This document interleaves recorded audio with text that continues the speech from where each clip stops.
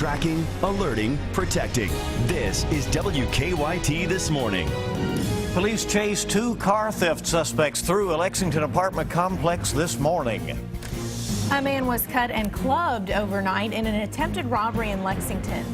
And we're tracking a traffic alert out of Lawrence County. There's been an explosion at a Kentucky power substation. One of those stories and more. Also breaking news from overnight in the Florida area where there's been a gunman on a campus. Those stories and a lot more coming up on WKYT as we say good morning to you and welcome aboard on this Thursday. I'm Bill Bryant. And I'm Rebecca Smith. Welcome in. Another Arctic front moving through the bluegrass this morning. We could see some of those Arctic flurries, you know? Yeah, we're looking ahead at your weekend forecast where temperatures actually could rise. For the latest track on the weather, let's turn to meteorologist Micah Harris. Well, we're always looking toward the weekend because the weekend typically turns out okay for us. I mean, we've had some spots here and there with some snow and some rain, but you know what? It's going to get much better as we head toward this weekend.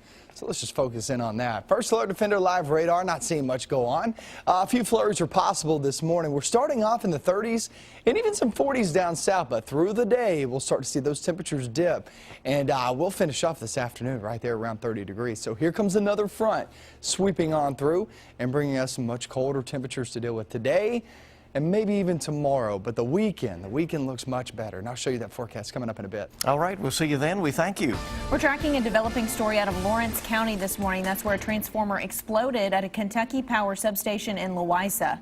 It happened about 12:30 this morning on US 23 near Louisa. We talked to police overnight. They tell WKYT News that no one was injured in the explosion or fire that has followed.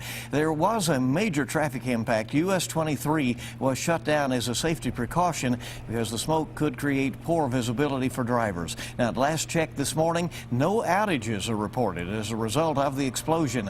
Our sister station in that area is reporting that a similar fire took place in the 1990s and that the fire burned there for nearly 2 weeks. We're continuing to track a house fire out of Lexington this morning. Firefighters say it happened at about 10 o'clock last night at a home on Balfour Drive that's in the Winburn neighborhood. When firefighters arrived, they reported that part of the roof caved in and much of the home had been destroyed. The back of it in particular, everyone got out safely. Family members tell us that a McGoffin County couple is lucky to be alive this morning after a fire and explosion leveled their home. Firefighters think a space heater may have started the fire Wednesday morning at a home on K. Patton Branch. An elderly couple inside escaped. But moments later, firefighters say an oxygen tank inside the home sparked the explosion. The couple was taken to the hospital as a precaution. They were checked out. Firefighters say they were not seriously injured. In Boyle County, a fire wiped out 20,000 pounds of tobacco yesterday afternoon. The Advocate Messenger reports that the fire destroyed a tobacco barn on Lancaster Road at about 3 in the afternoon. Firefighters say the smoke could be seen for several miles. Right now, officials do not know the cause of the fire, and they say that fires of that type aren't common during autumn and winter months.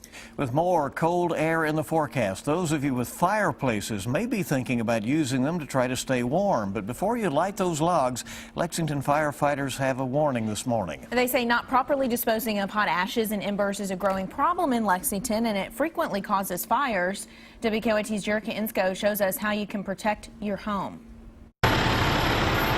They fight thousands of fires every year. We hope to never go to another fire again. That would put the Lexington Fire Department out of work, but it's a goal that starts with fire prevention. We want people to know that just a little extra caution will go a long way in saving their home. This time of year is nationally the worst for house fires. The months of November through February are very dangerous. One of the reasons is improper disposal of hot ashes and embers from things like grills and fireplaces and stoves. That mistake caused each one of these fires in Lexington. This one over on Lexington Avenue, fire officials say, was caused by smoking materials or grill coals being thrown into a plastic trash can on the side of this apartment building, which destroyed it. Now, to avoid those kinds of fires, fire officials suggest buying metal buckets like this one to put hot ashes and embers in, and to make sure that you put this bucket far away from your home. You know, you want to wait several days, let the ashes cool for several days. There have been cases where there have been fires as long as a week after from ashes that people thought were out.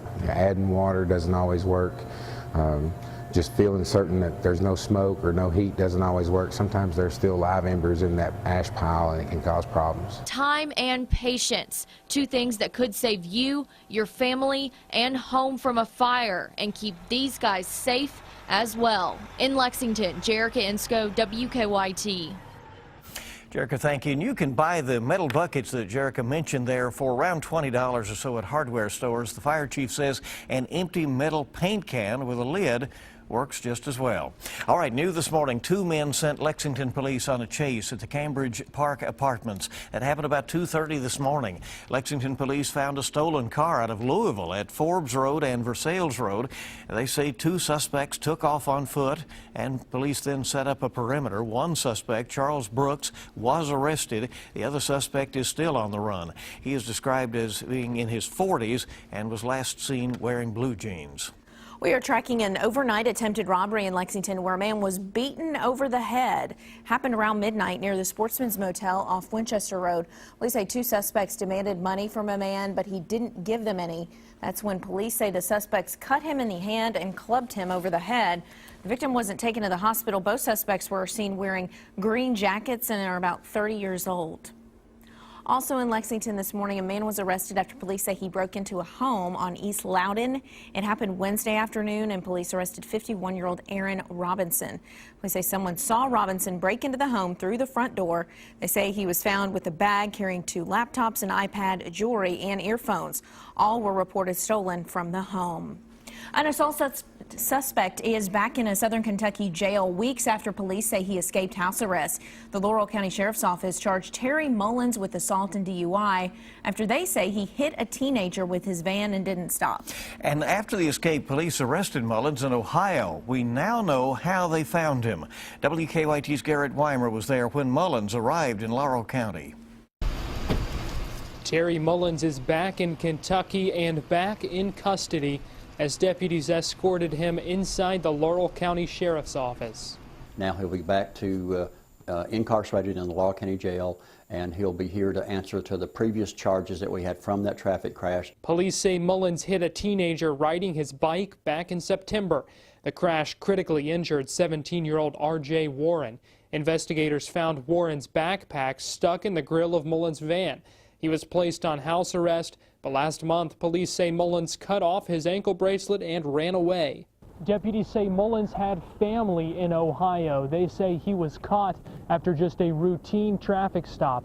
He was pulled over and police realized he was wanted here in Laurel County. Now Mullins faces another charge, this time for escape. The courts granted him home incarceration, and as a result of him fleeing like this, it's the same as if he fled from a facility, and he will be charged as such with an escape charge, so it's a very serious charge. And as deputies escorted Mullins to the jail next door, Achardo says Mullins likely will not be on house arrest this time. In Laurel County, Garrett Weimer, WKYT. And the deputy says that they'll take the case to the Laurel County grand jury when it meets in December. This morning, police have an alert for anyone who leaves their car running to warm it up in the cold weather. Nicholasville police say a thief took advantage of a family doing just that on Tuesday night. Police say the car was left running in the family's driveway on Cypress Street when a thief suddenly jumped in and drove off with it. Police are still looking for the car, a 2000 blue Dodge Neon. Well, I mean, unless your car's locked, and if it is running like it is, it just makes it so much easier for somebody who's walking up the street just to open up your car and get in it and drive off.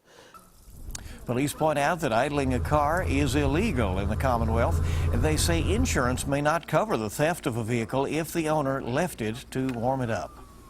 A meeting today will help determine when the next phase of the Centerpoint project can begin. Lexington city leaders say a contractor for Centerpoint will meet with traffic engineers this afternoon. The focus of the meeting will be on a large crane that will have to be brought in for the project's next phase.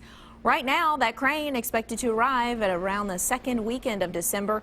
When it does get here, Main Street between Limestone and Upper will have to close for 42 hours to get that crane in place. It will be a sight to see.